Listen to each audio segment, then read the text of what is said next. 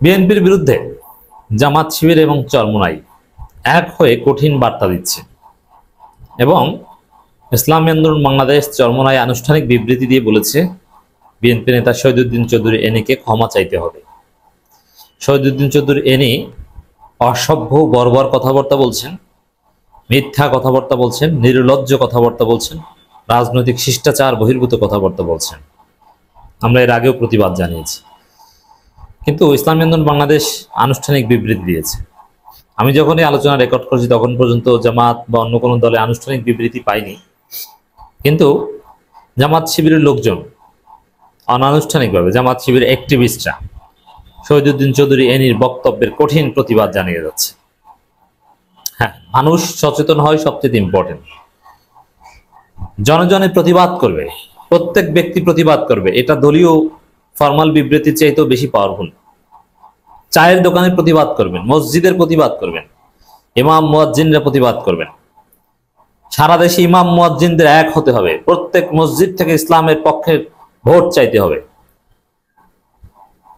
BNP কিচ্ছু করতে পারবে না। কতজন মসজিদের ইমামকে বাধা দিবে?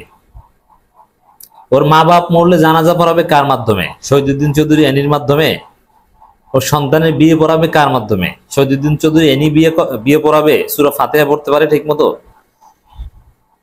ওরা যদি বাড়াবাড়ি করে, আওয়ামী লীগ তো চালাক, ওদের হাতে অনেক হুজুর ছিল, কিন্তু বিএনপি যদি বাড়াবাড়ি করে, ওদের জানাজা ইমামতির জন্য ওই ফজু পাগলাকে ইমাম বানানো লাগবে, তাছাড়া কোনো উপায় থাকবে না। কোনো হুজুর বিএনপি করবে না, আলেম ওলামার কেউ বিএনপি করবে না, কারণ বিএনপি ভণ্ডদের দল, মাজার পূজারীদের দল বিএনপি, শিরককারী দল বিএনপি। যে বলে যে শরিয়া আইনে বিশ্বাস করি না, তার ইমান থাকে? কোরআন অনেক আগের, সেই রাজনৈতিক মডেল এখন চলে না, তার ইমান থাকে? থাকে না। আবার যারা প্রকাশ্যে, আমি বুঝি না দেওবন্দি আলেম ওলামারা, জামাত আহলে হাদিস আলেম ওলামারা কেন এই বিষয়টা ডিল করে না? মাজার পূজার বিরুদ্ধে আমরা সবাই বলি, হুজুররা বলে, ওয়াজ করি, কিন্তু জিয়াউর রহমানের মাজার কেন্দ্রিক যে শিরক বেদাত হয়, এটার বিরুদ্ধে কেন বলে না? অতীতে বলেননি, এখন বলার সময় এসেছে। আমি হাজারবার বলবো, জিয়াউর রহমানের মাজার কেন্দ্রিক যে তৎপরতা বিএনপির লোকজন চালাচ্ছে, ওটা শিরক বেদাত। আলী রাদিয়াল্লাহু আনহু ক্ষমতায় থাকলে বলতো ওই মাজার ভেঙে গুড়িয়ে দাও। আমি বলছি না কোনো মাজার ভাঙার পক্ষে নয়, কিন্তু কোনটা উচিত অনুচিত এইটা বলার পক্ষে, মানুষকে সচেতন করার পক্ষে। আহলে সুন্নাত ওয়াল জামাতে আকীদায় বিশ্বাসী কোন মুসলিম জিয়াউর রহমানের মাজার যে ওইভাবে ফুল দিতে পারে না, শিরক এবং বেদাত। তো দর্শক, ইসলামী আন্দোলন বাংলাদেশের আমির চরমোনাই পীর তাকে ভণ্ড বলার মতো দুঃসাহস দেখিয়েছে শহীদুদ্দিন চৌধুরী এনি। তার প্রতিবাদে আনুষ্ঠানিক বিবৃতি দিয়েছে ইসলামী আন্দোলন বাংলাদেশ। আপনি যদি চরমোনাই পীর সাহেবের মতো একজন পীরের সম্মান রক্ষা করতে না পারেন, কোথাকার কি রাস্তাঘাটের উটকা ফুটকা নেতা যদি তাকে ভণ্ড বলা শুরু করে, বাংলাদেশের সব মসজিদের ইমাম মুয়াজ্জিনকে বিএনপি ঘাট ধরে তাদের কথা শুনতে বাধ্য করবে। খুতবা লিখে দিবে ফজলুর রহমানরা, ফজু পাগলারা। এই ফজু পাগলাদের খুতবা আপনাদের পড়তে হবে। অতএব চরমোনাই পীর সাহেবকে ভণ্ড বলার প্রতিবাদ সবাইকে করতে হবে, নইলে আপনার কপালে সামনে বিপদ আছে। আসুন আমরা প্রতিবাদ করি। এনিকে প্রকাশ্যে ক্ষমা চাইতে হবে ইসলামী আন্দোলন। ইসলামী আন্দোলনের এই বিবৃতি বোল্ড, সাহসী। হ্যাঁ, এভাবেই ক্ষমা চাওয়ার আলটিমেটাম দিতে হবে। আলেম ওলামাদের শানে কোনো বেয়াদবি 5 আগস্ট পরবর্তী নতুন বাংলাদেশে সহ্য করা হবে না। আওয়ামী মার্কা ইসলাম বিরোধী রাজনীতি শুরু করেছে বিএনপি, এটা বাংলাদেশে চলবে না। এর কবর রচনা করবো আমরা আগামী নির্বাচনে। এইসব সন্ত্রাসীরা পালানোর জায়গা পাবে না। শহীদুদ্দিন চৌধুরী এনি একজন চাঁদাবাজ, প্রশিক্ষিত চাঁদাবাজ, চাঁদাবাজের প্রশিক্ষণদাতা। সেই ভিডিও আমাদের কাছে এসেছে, এই জাতি দেখেছে যে এইভাবে একটু রয়েস হয়ে চাঁদা খাবি, বেশি নিবি না, নিজেরা খাবি, অন্যদেরকে কিছু খাওয়াবি। এই ট্রেনিং শহীদুদ্দিন চৌধুরী এনে দিয়েছে। একজন চাঁদাবাজ, ওর লজ্জা থাকলে তো রাজনীতিই করে না। বাংলাদেশ বিএনপির যদি কোনো নীতি নৈতিকতা থাকতো, তাহলে তারেক রহমান এই শহীদুদ্দিন চৌধুরী এনিকে রাজনীতি থেকে বের করে দিত। কিন্তু না, তারেক রহমান তো দরকার এই শহীদুদ্দিন চৌধুরী এনিদের মতো প্রশিক্ষিত চাঁদাবাজ। আর প্রশিক্ষিত চাঁদাবাজরাই পীর সাহেব চরমোনাইকে ভণ্ড বলে থাকতে পারে। এরপর আসেন দর্শক, এখানে জাতীয় বেঈমান বলেছে চরমনাই পীর সাহেবকে, জামাতকেও বলেছে, জামাতকে বলবে, এটা নিয়ে কনসার্ন না। জামাত যাই করুক, জামাতের বিরুদ্ধে বলবে, ওটা তাদের খাসলত, আর এই খাসলতের কারণেই ওরা জয় বাংলা হচ্ছে। কি যুক্তি?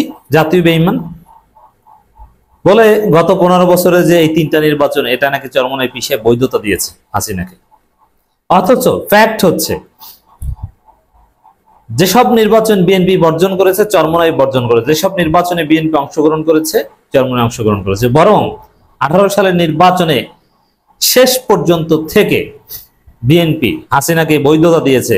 বিএনপির এই 2-4টা এমপিকে পার্লামেন্টে পাঠিয়ে হাসিনাকে বৈধতা দিয়েছে। একদিনও হাসিনার বিরুদ্ধে ওর হরতাল অবরোধ করতে পারেনি 4.5 বছরে। আর চরমনাই নির্বাচনের দুপুরের পর থেকে নির্বাচন থেকে সরে এসেছে, হাসিনাকে বৈধতা দেয়নি। তাহলে হাসিনাকে বৈধতা দেওয়ার কারণে যদি জাতীয় বেঈমান বলতে হয়, তাহলে জাতীয় বেঈমান তারেক রহমান এবং বিএনপি। কারণ তারেক রহমানের নির্দেশেই বিএনপির 6 এমপি শপথ নিয়ে সংসদে যে হাসিনার সাথে ডলাডলি করেছিল, হাসিনার সুযোগ সুবিধা নিয়েছিল, লজ্জা শরম ছিল না কোনো। এরা মাঠে কেউ কেউ বলতো যে অবৈধ সরকার, নিশিরাতের সরকার, সেই সরকারের সে পার্লামেন্টের পার্ট ছিল বিএনপি। অতএব এই জাতীয় বেঈমান বলা, এটা যে মিথ্যা তথ্যের উপর, মানে এমন ভাবে বলছে মনে হয় যেন চরমনাই পীর সাহেব সব নির্বাচনে অংশগ্রহণ করেছে, অথচ বিএনপির মতোই স্ট্যান্ড ছিল, আলাদা কিচ্ছু ছিল না। চরমনাই পীর সাহেব যদি জাতীয় বেঈমান হয়ে থাকে, তাহলে বিএনপি নেতারা তার হাতে পা ধরতে গিয়েছিল কেন? মির্জা ফখরুলরা, এর কোনো জবাব আছে? নাই। বিএনপির যুগ্ম মহাসচিব শহীদুদ্দিন চৌধুরী এনিকে প্রকাশ্যে ক্ষমা চাওয়ার আহ্বান জানিয়েছেন ইসলামী আন্দোলন বাংলাদেশের নেতারা। এক বিবৃতিতে দলের যুগ্ম মহাসচিব ও ঢাকা মহানগর উত্তর সভাপতি প্রিন্সিপাল হাফেজ মাওলানা শেখ ফজলে বারী মাসুদ ও সেক্রেটারি মাওলানা মোহাম্মদ আরিফুল ইসলাম এই আহ্বান জানিয়ে বলেন, একটি জনসভায় বক্তব্য দানকালে ইসলামী আন্দোলন বাংলাদেশের আমির ও চরমনাই পীর মুফতি সৈয়দ রেজাউল করিম সম্পর্কে অশ্লীল ও অশালীন মিথ্যা বানোয়াট বক্তব্য দিয়েছেন, তা রাজনৈতিক শিষ্টাচার বহির্ভূত। এর মতো একজন ব্যক্তি এরকম দায়িত্ব জ্ঞানহীন বক্তব্য রাজনৈতিক এবং সচেতন মহলকে ব্যথিত করেছে। তারা বলেন বিএনপি হচ্ছে স্বৈরাচারের সঙ্গী, কারণ তারা 2018 সালে অবৈধ নির্বাচনকে স্বীকৃতি দিয়ে সংসদে তাদের 6 জন এমপি পাঠিয়েছিল। এইটাই সত্য কথা। স্বৈরাচারের সঙ্গী বিএনপি। বিএনপি কখনো হাসিনার পতন চায়নি, বলেছে যে এক দফা, ওটা ভুয়া। এমনকি এই জুলাই আন্দোলনের এই কারফিউর পরে যখন ছাত্ররা যোগাযোগ করলো বিএনপির সাথে ঢাকা বিশ্ববিদ্যালয় থেকে, তখন বিএনপি বলেছে আমরা এই মুহূর্তে সরকার পতন নিয়ে ভাবছি না। মির্জা ফখরুল প্রকাশ্যে বলেছেন কোটা সংস্কার আন্দোলনের সাথে আমরা নাই। হাসিনার দালালি করে, হাসিনার কাছে আন্দোলন বিক্রি করে দিয়ে এখন দেশপ্রেমিক মারাইতে আসছেন। জনগণ আপনাদেরকে ভোট দিবে না, ক্ষমা চাইতে হবে এই মিথ্যাচারের জন্য। আগামী নির্বাচনের উপযুক্ত জবাব বিএনপি পাবে।